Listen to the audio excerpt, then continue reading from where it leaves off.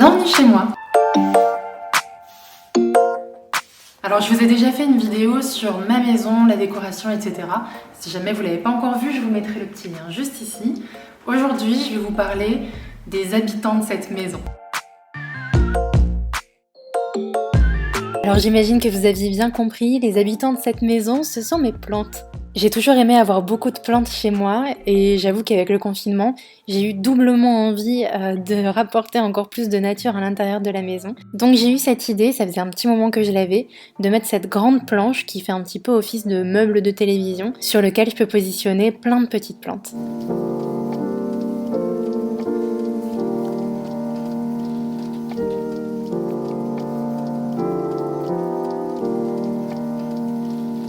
C'est parti pour les présentations. Donc cette grande plante, c'est la première que j'ai achetée. C'est un Spathiphyllum. On l'appelle aussi fleur de lune. Donc elle a des grandes feuilles comme ça et des fleurs blanches. J'en ai quelques-unes qui sont en train de pousser d'ailleurs. C'est super joli. C'est une plante qui est connue pour son effet purificateur d'air. Donc moi j'en ai toujours mis dans mes appartements. C'est une plante qui est assez increvable. En tout cas vous le voyez tout de suite quand elle a besoin d'eau. Donc ça c'est plutôt pratique si jamais vous savez pas trop faire. Juste derrière, on a un Phlebodium aureum. J'adore cette plante, je trouve qu'elle est vraiment toute mignonne avec ses longues tiges toutes fines et ses feuilles un petit peu frisées. Alors à voir si elle se plaît vraiment bien chez moi, pour le moment ça va, mais c'est une plante qui préfère l'ombre.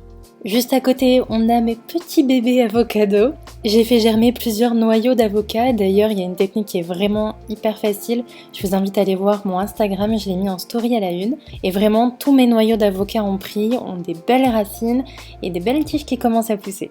Juste ici, on a un cactus, mais plus précisément un pitaya, c'est celui qui nous fait le fruit du dragon.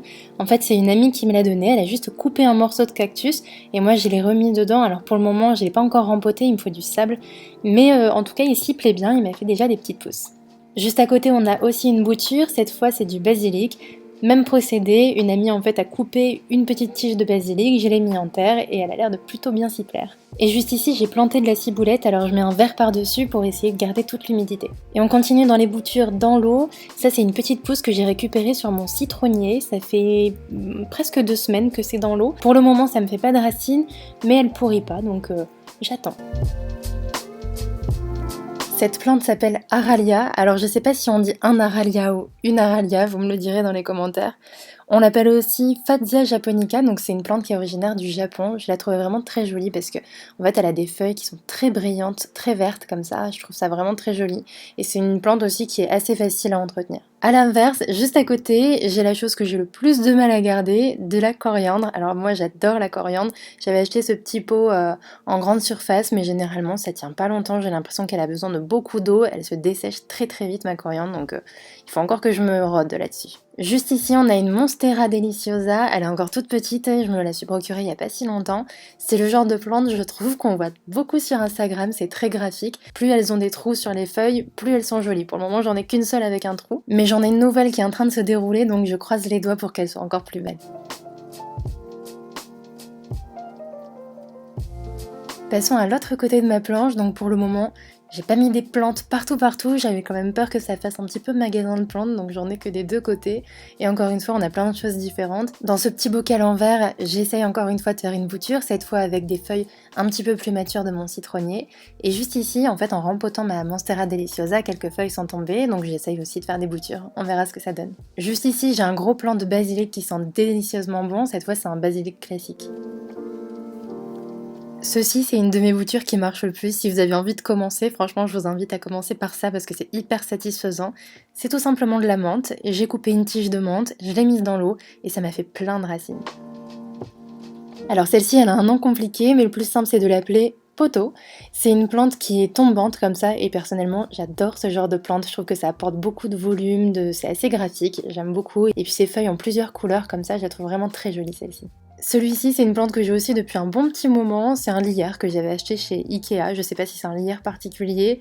Il était mort, mais écoutez, apparemment avec les beaux jours, il commence à reprendre vie, donc je suis plutôt contente. Vous savez, tout à l'heure, je vous montrais les boutures dans l'eau de ma menthe. Une fois qu'elles aient fait plein de racines, je les ai mises en terre, mais bizarrement, j'ai l'impression qu'elles se plaisaient plus dans l'eau.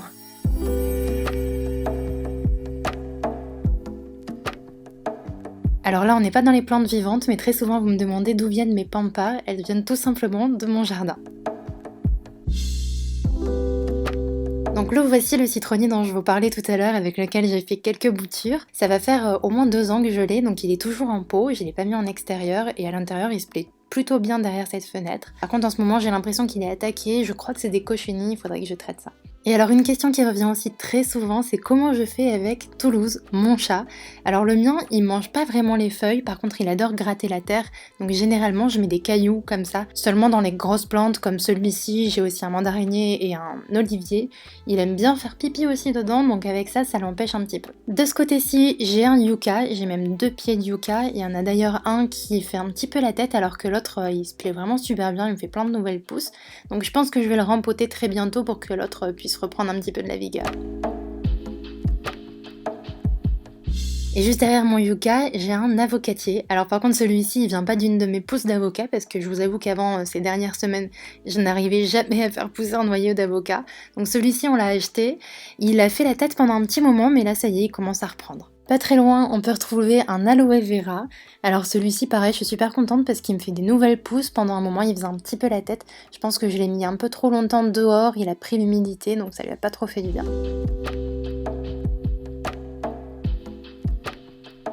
Dans mon couloir au niveau de la descente d'escalier, j'ai une pièce qui est assez sombre, donc j'ai mis des plantes qui aiment bien l'ombre justement, dans des petits paniers comme ça qui viennent de chez Maison Bouture. Donc on a un lierre, celui-ci c'est une variété un petit peu différente que celui que je vous ai montré tout à l'heure, et juste là on a un bégonia bambou. Donc comme je vous le disais, c'est des plantes qui aiment bien la lumière mais plutôt tamisée, qui peuvent survivre dans des endroits un petit peu sombres, donc c'est idéal pour une pièce qui est pas très éclairée. Passons maintenant à l'extérieur, sur l'une de mes terrasses. Alors j'avoue que j'ai un jardin, mais je l'aménage pas trop au niveau des plantes. Par contre les terrasses, j'adore ça. Donc ici on a le mandarinier. Comme vous pouvez le voir, les feuilles sont beaucoup plus fines que sur mon citronnier.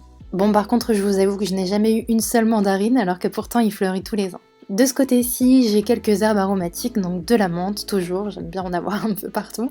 Celle-ci je l'ai coupée depuis parce que vraiment elle m'avait fait des tiges qui étaient vraiment très longues. Et juste là, c'est du thym.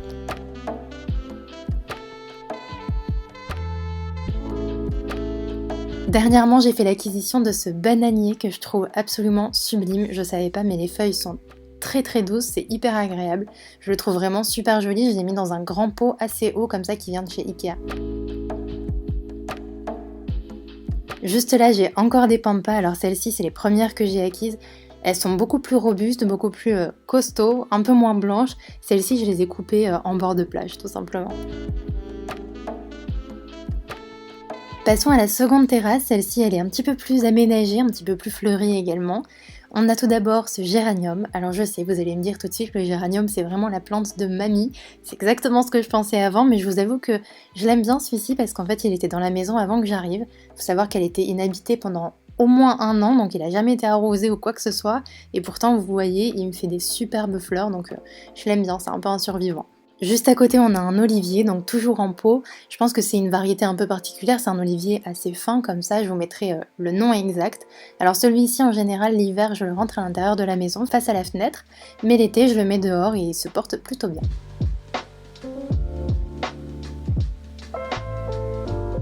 Je vous présente maintenant ma petite merveille, c'est un bougainvillier. Alors vous l'aurez remarqué, j'adore les plantes vertes, mais quand elles me font des fleurs aussi belles, je suis juste trop fan. Ça fait un petit moment que je l'ai, il prend quand même du temps à pousser, mais j'ai très hâte qu'il prenne de l'ampleur pour recouvrir toute ma pergola. Pour l'extérieur d'ailleurs, je sais pas pourquoi, mais j'adore tout ce qui est plantes grimpantes. J'ai aussi ce jasmin que je suis en train de faire grimper sur mes canisses. Ça permet de cacher un petit peu le vis-à-vis avec les voisins et aussi recouvrir tout le mur de végétation. Et surtout, ça sent mais divinement bon, le jasmin, c'est vraiment la plante que je préfère. Alors de ce côté-là, on est un petit peu hors catégorie parce que c'est pas des plantes en pot mais des plantes en terre.